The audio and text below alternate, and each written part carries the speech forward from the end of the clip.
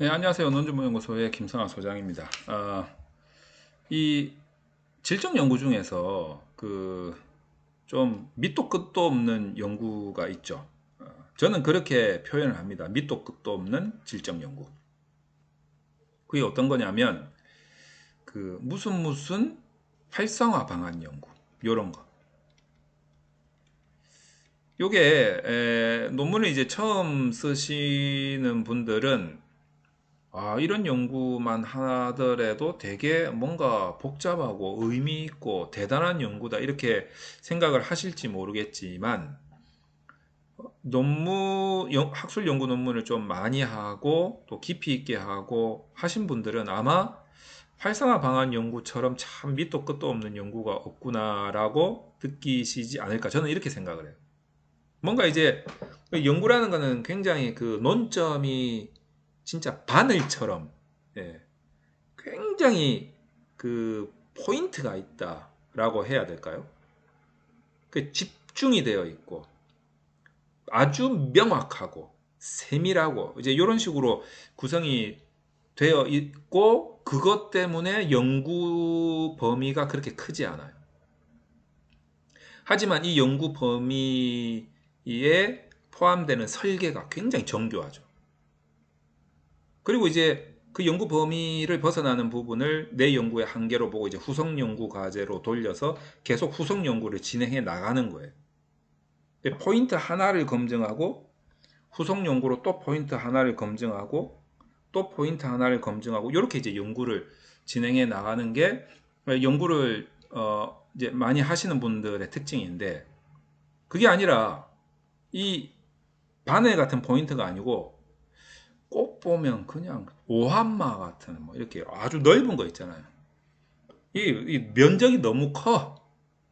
이런 연구가 주로 보면 이제 무슨 활성화 방안 연구 이런 식으로 표현이 많이 되는 것 같아요. 그래서 이게 포인트가 뭐지? 뭐 이런 생각이 들어서 제가 표현을 밑도 끝도 없는 연구다 이렇게 많이 표현을 합니다. 자, 한번 검색을 해볼게요. 활성화 방안 연구.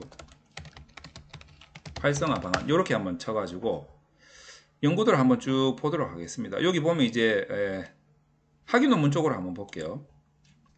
도대체 뭘 활성화시키겠다는 건지. 자, 한번 보시면 자, 지역사회복지 활성화 방안 독립문 공동체를 중심으로 이게 뭐 진짜 어마어마하지 않습니까? 뭐 연구의 범위가 엄청 커요. 노인자원봉사 활성화 방안 공공부문 중심으로 굉장히 범위가 크죠. 지방관광호텔 활성화 방안 안산지역 중심으로 굉장히 범위가 커요. 도대체 어떻게 예를 들어서 지방관광호텔이면 지방관광 호텔도 종류도 여러 가지고 그 호텔 안에 기능도 여러 가지고 굉장히 많은 관점이 있죠. 어떤 뭐 경영학적 관점도 있고 사회학적 관점도 있고 관광학적 관점도 있을 거고 그 안에 어떤 소비자 심리적인 관점도 있고 마케팅적 관점도 있고 경제학적 관점도 있고 엄청나게 많은데 이제 되게 큰 거예요. 제목만 보면 범위가 어마어마하게 큰 거예요. 자, 이 석사 논문을 보기보다는 박사 논문이 그래도 조금은 더 정교하니까 박사 논문 위주로 한번 살펴보도록 하겠습니다. 자, 그러면 여기서 딱 활성화 방안이라고 되어 있는 요 부분 딱 활성화 방안이라 와 서울대학교 논문이네요.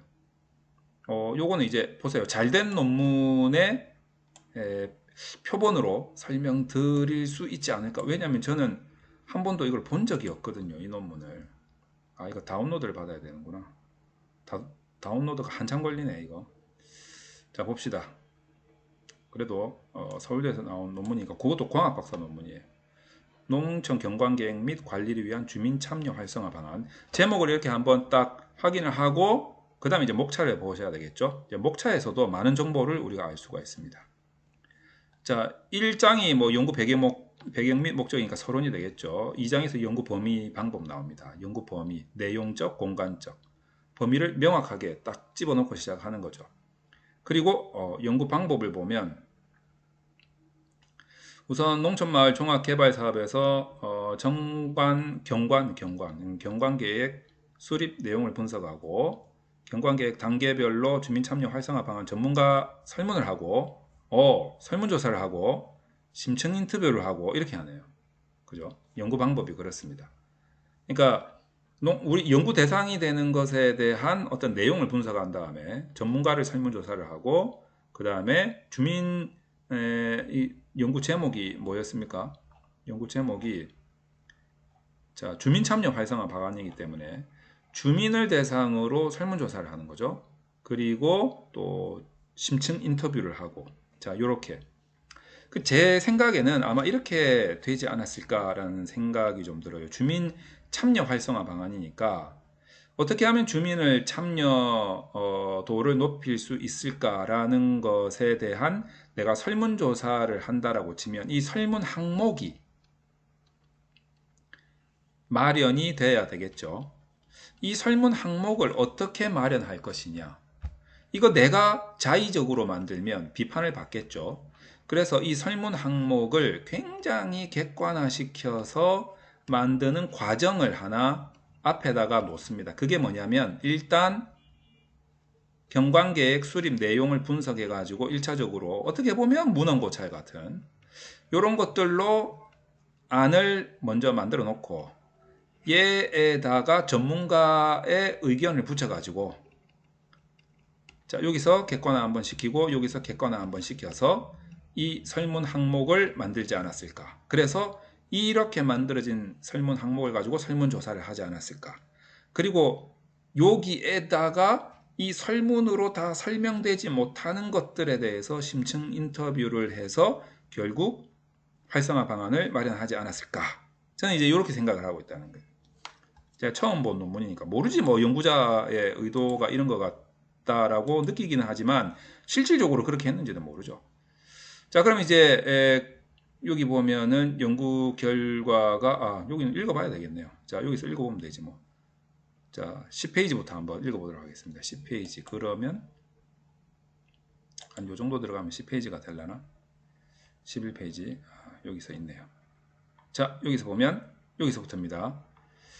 연구 방법을 한번 봅시다. 자, 수립 내용 분석. 자, 내용 분석법에 의해서 현재 얻을 수 있는 책, 신문기사, 연속극, 잡지, 현재 이미 존재하고 있는 자료의 내용을 분석해가지고 이렇게 한다라는 거죠.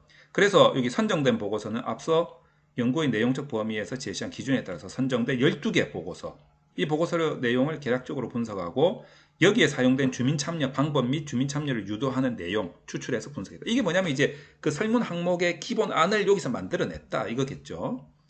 그 다음에 전문가에 대해서 설문을 했다. 왜 그럴까? 왜 전문가에 대해서 설문했을까? 요거는 아마 객관화시키기 위한 단계인 것 같은데 한번 봅시다. 경관계획 수립 과정에서 현재 상황에 주민 참여를 강화할 수 있는 부분과 주민 참여 활성화를 위해 추가적인 방안 마련이 필요한 부분을 구분하여 주민 참여를 유도하고자 각 경관계획 단계별 중요도, 실현 가능성을 설문조사를 통해서 평가를 했다라는 거예요. 자, 그래서 설문은 농촌 경관계획 과정에 참여해보고 주민 참여의 정도를 경험적으로 알고 있는 이 전문가를 대상으로 진행을 했고, 그리고 설문 내용은 경관계획 수립 체계에서 각 단계별 경관계획의 이거는 이제 경관계획 수립 체계의 단계가 있네요. 이 단계에서 경관계획이 단계별로 이렇게 나와 있을 텐데 1단계, 2단계, 3단계, 4단계 있으면 단계별로 계획들이 있을 텐데 여기에 대해서 이게 중요하냐, 실현 가능하냐 이렇게 두 번씩 물어봤다라는 거죠. 자, 그렇게 해가지고 7점 척도로 평가를 했다고 합니다. 자, 이거는 어떻게 보면 다 객관화시키는 하나의 과정인 것 같은데, 그래서 주민들에 대한 설문조사는 농촌 경관관리를 위한 경관관리 주체의 역할 비중에 대해 이건 역할 비중에 대해서 주민과 전문가에게, 그러니까 이게 좀 다르네요. 조금씩 다르네요. 우리가 이제 아까 봤던 그 목차에서 봤던 거하고 제가 설명드린 게 조금 다릅니다. 저는 아마 제가 뭐라고 설명드렸냐면 이 설문조사가 주가 될 것이고 굉장히 중요한 설문이 될 것이고 이 설문 항목을 구성하는 데 있어서 타당성을 확보하기 위해서 그 전 단계로 전문가 설문을 거치고 그 전 단계로 이제 문헌고찰을 해서 이 설문지가 나왔을 것이다 라고 생각을 했는데 그게 아니라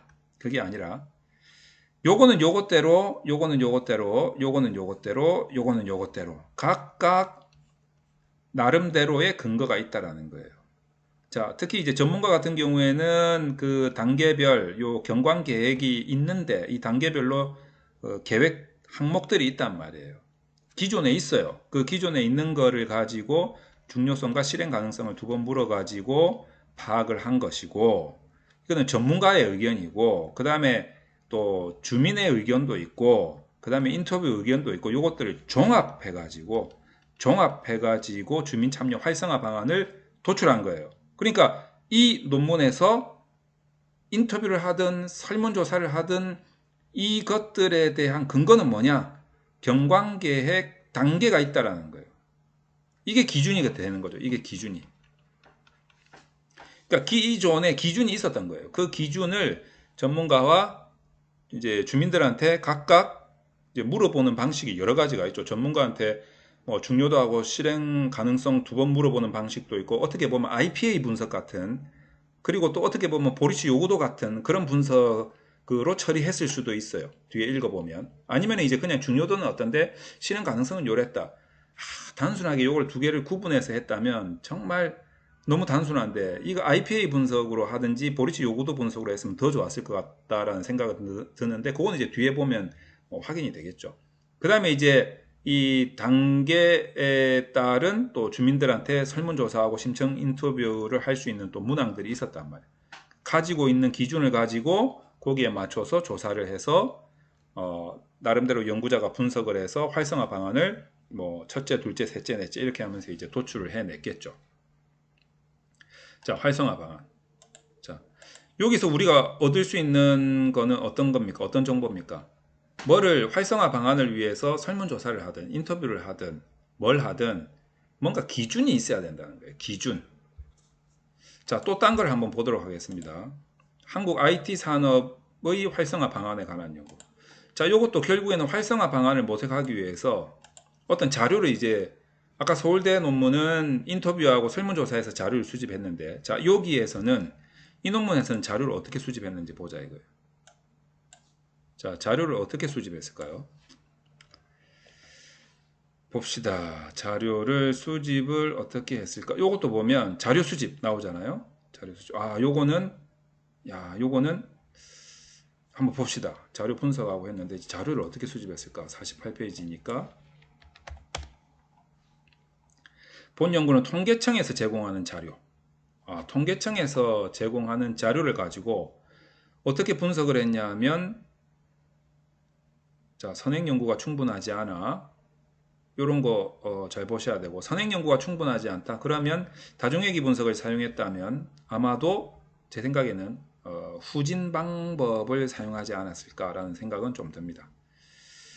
자, 각 변수와 기술 동계량과 상관관계도 보고 시계열성을 제거한 후 회귀 분석을 실시했다. 이건 이제 회귀 분석으로 해가지고 데이터를 통계청에서 구해가지고 회귀 분석을 해서 검증을 활성화 방안을 모색했다. 그러니까 어떤 결과에 대해서 유의미한 영향을 미치는 변수들을 찾아가지고 얘를 조지면 된다. 뭐 이런 느낌으로 분석을 한 자료가 되겠죠.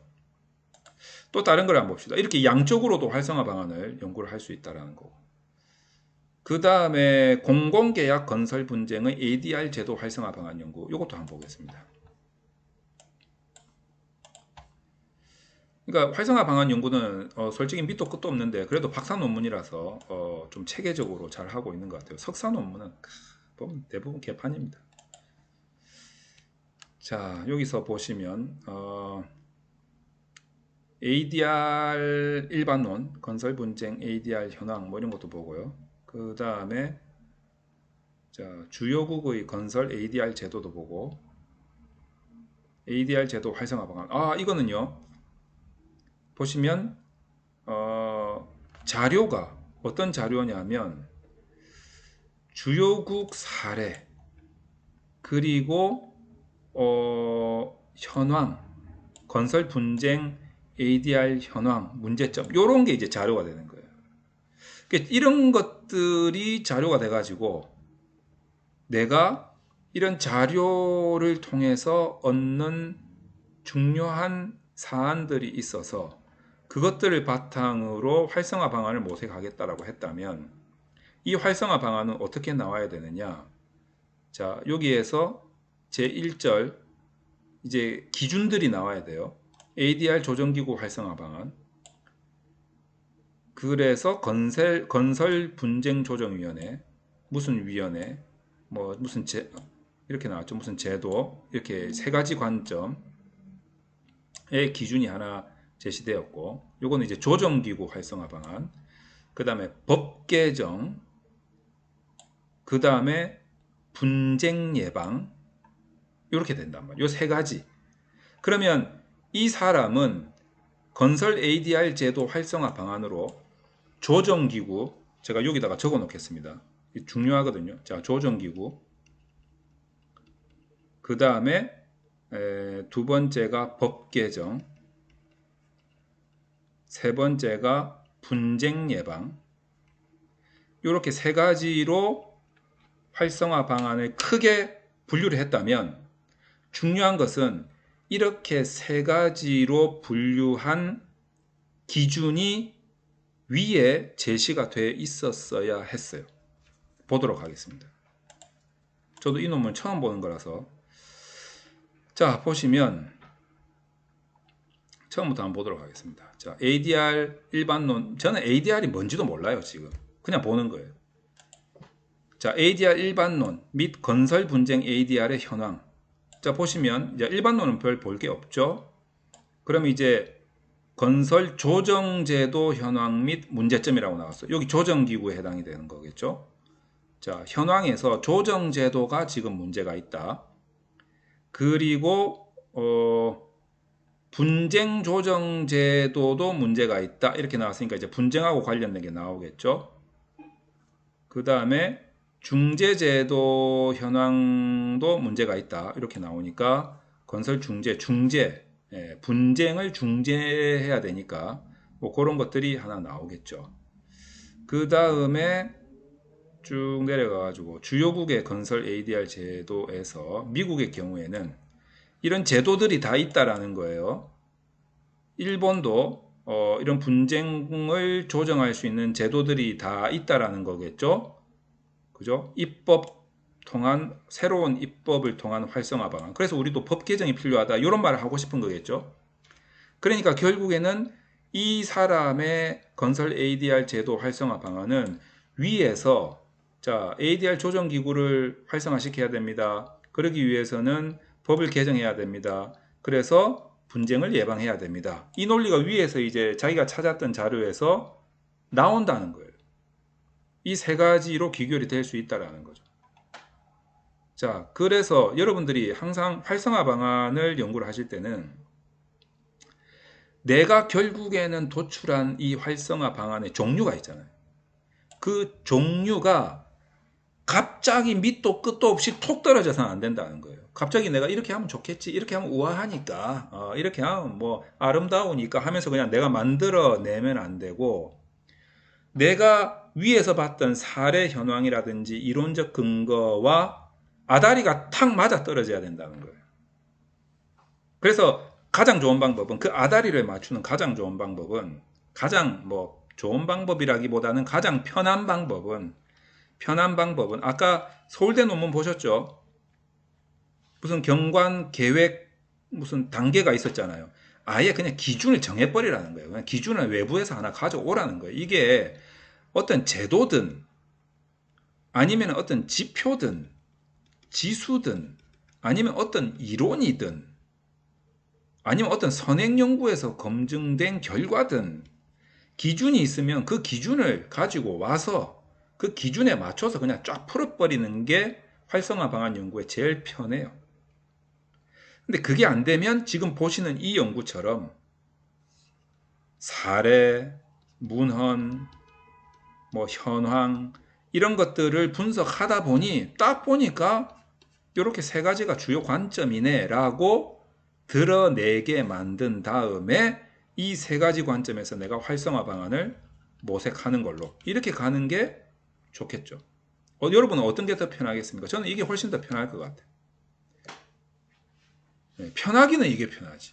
기준에 맞춰서 가면 되니까. 자, 활성화 방안 연구, 밑도 끝도 없는 활성화 방안 연구. 석사 논문들은 이렇게 좀 아다리를 맞추는 게 조금 읽기가 좀 불편해요. 너무 뜬금없는 이야기들이 많이 나와가지고 뭐 다 그렇다는 건 아니지만 평균적으로 좀 그러지 않나라는 생각이 들어서 박사 논문만 살펴봤습니다. 자, 이렇게 활성화 방안도 한번 우리가 선행 연구를 통해서 어떻게 진행되는지 한번 찾아봤습니다.